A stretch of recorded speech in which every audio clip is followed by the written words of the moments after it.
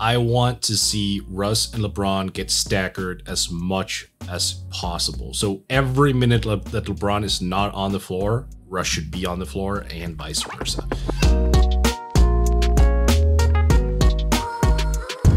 All right, Mort, let's go to the Lakers. You almost sighed there. Okay. I know. Well, I mean, we're just going to have to talk about this team so much this year, and I'm already exhausted by them.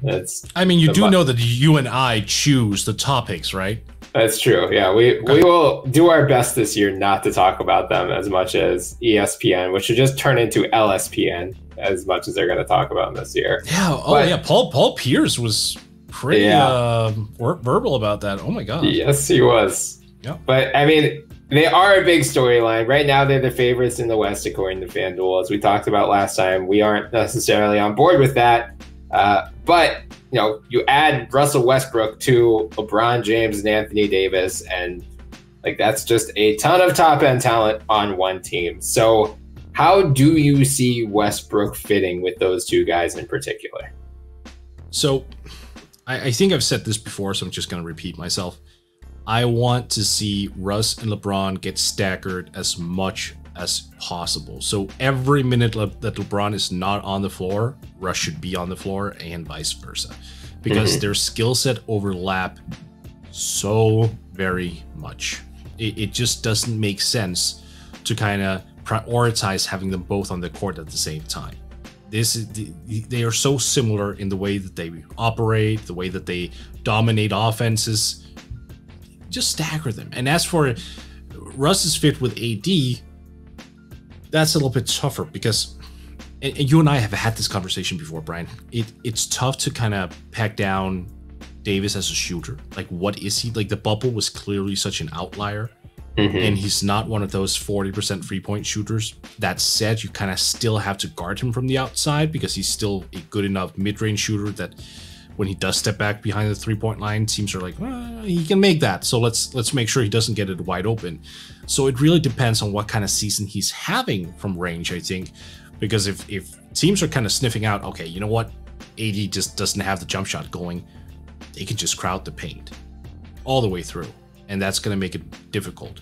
But now if Davis is coming in and it's really stretching that court and hitting the three ball, that's going to give Russ so much space to operate with. So it really hinges a lot on Davis as an outside shooter and Russ, but like Russ, I just have no faith in as an outside shooter whatsoever. So it's, there are a lot of things that have to go right, I think, for this to work as optimally as some people think. Yeah, and I think one of the difficulties with staggering LeBron and Russ is Rajon Rondo is your primary backup point guard. Yep. So if, you know, I don't see how Rondo and Westbrook could fit at all, even a little bit together.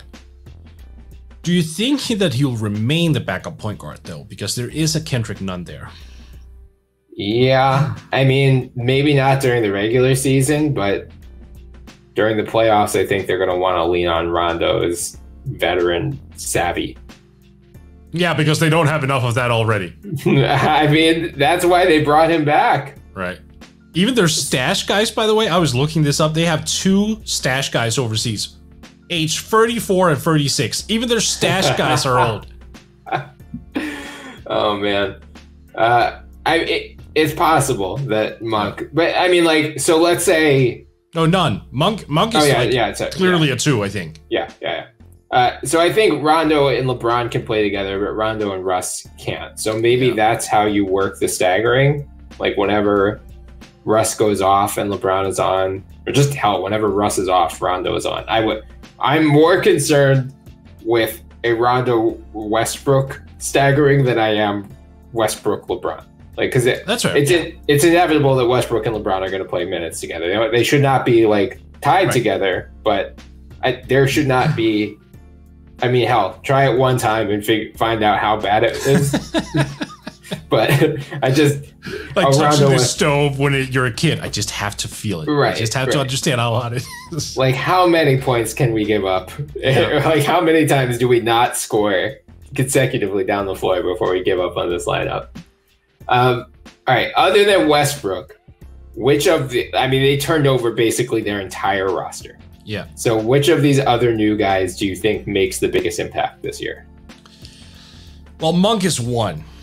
I think he's just young enough to be able to have the fresh legs and the athleticism that when some of the older guys break down a little bit or gets tired and like load management issues, he's going to be the one constant. Like he's going to be the guy who says, I don't need that. I'm 23, right? Is he 23? I believe he's 23. Like I'm 23 years old. I don't need load management. I can go all 82 and I can play 20 plus minutes every single night. I can give you athleticism. I can give you shooting. So I think he's going to be one of those constants.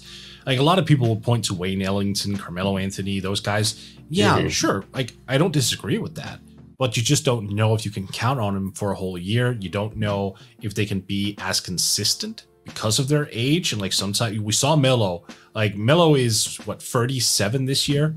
So it's fair to wonder if he can give you the same level of production night in and night out. Odds are he can't, which is completely acceptable because he's old. Right. But, you know, Monk is just at that age where run with him. Like, give him a consistent role right off the bat. Make sure that he gets 20, 25 minutes every single game and let him cook. And then if the older guys come in and they start hitting and they have a good game, ride that. That's fine. But make sure that you have this foundation of consistency beyond that, which is Monk and probably also Kendrick Nunn.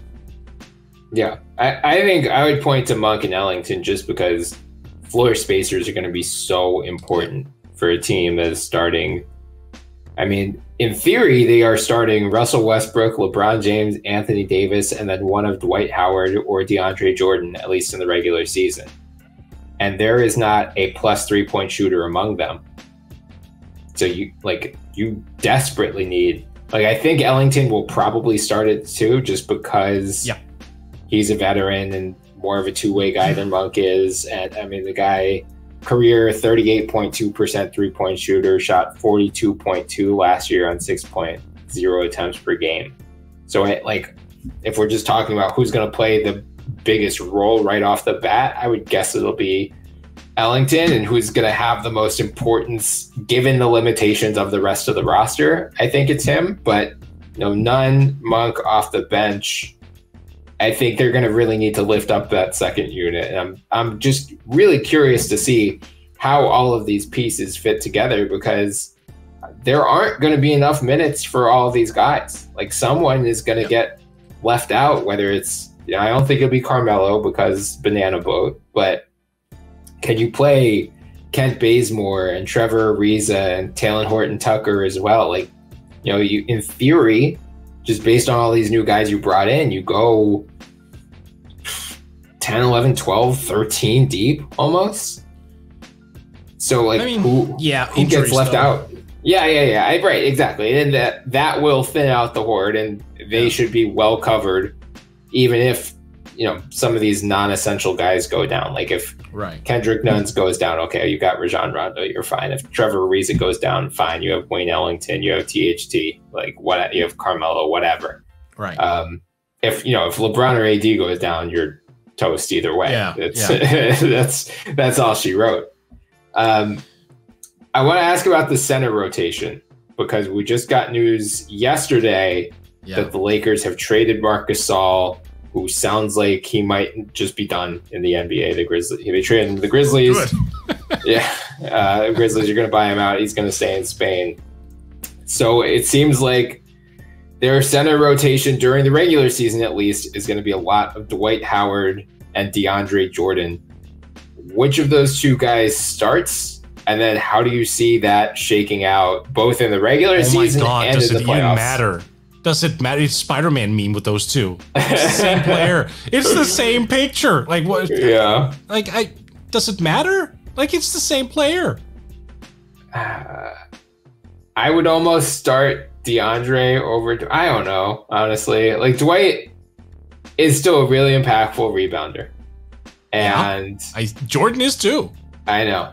And Dwight also makes a ton. I mean, I just watched a full year of Dwight Howard.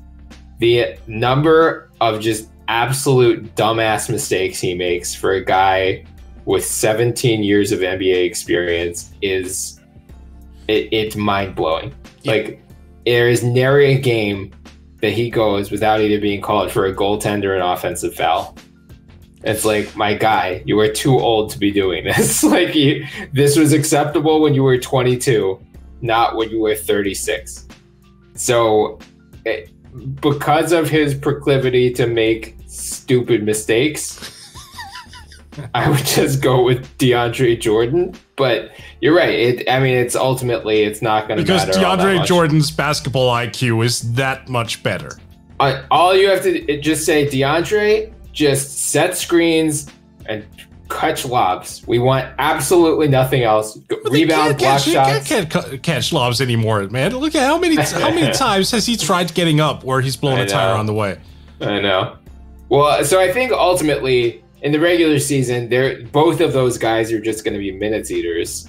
But I wonder if the loss of Gasol, especially in the playoffs, is going to come back to bite them. I know Gasol looked washed last year, but at least he added the floor spacing element that neither of those guys provides. So, like, Anthony Davis, if this isn't the year that he is willing to embrace playing the center full time once the playoffs roll around, right, I have zero confidence in this Lakers team making it out of the West. Yeah, again, I keep telling you, they just have to lie to him. They have to just tell him, we're trying something new.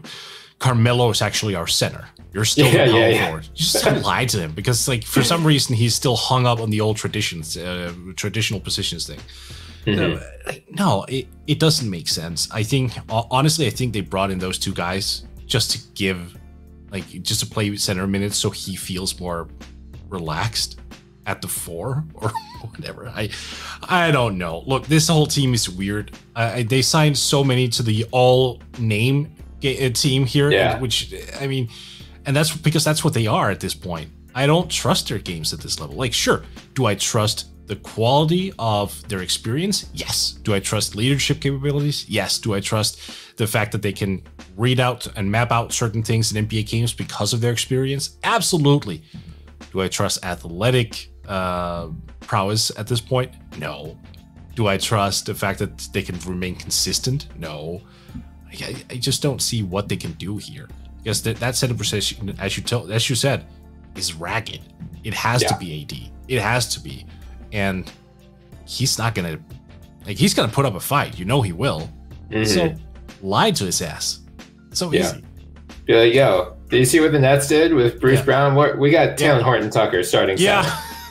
We're trying something new. Rashawn Rondo, he's a good rebounder. He's our center. Yeah. But seriously, just it doesn't matter. Just maybe even let him know before the season we're just running something out that's entirely positionless. You're not playing center. Don't worry. You're playing whatever the hell you want to play. You're not playing center. LeBron is our center. Who cares? But as long as he's hung up on that and he demands that there is another center in place, I just don't know what you do there, Bryan. I don't either, because I don't think, especially as you get later and later in the playoffs, right? Dwight and DeAndre are going to become either unplayable or unplayable for more than 10 minutes a game. Right. Like, DeAndre Jordan did not play. I don't think he played in the playoffs at all last year, right? Or he might have a little bit. I don't know. I was going to say, I'm almost positive he did not play a single minute during that Nets series. Yeah. Let's see. I don't think he did. I think he was benched the entire playoffs. He was. Good Lord. So that's one. And then Dwight Howard got abused every time he stepped on the floor against Atlanta. So if this is not... I realize that. Oh my God, that's true. So, I think Howard and Jordan will be there as, regular season innings eaters just to keep AD fresh. Although I do think if you're the Lakers and you're planning on, okay, we're going to go AD, LeBron at the 4, AD at the 5 in the playoffs, you need to at least roll that out a couple minutes per game in the regular season just to get some reps. Yeah. So it isn't, April 15th and the playoffs start and you haven't played these lineups together all year.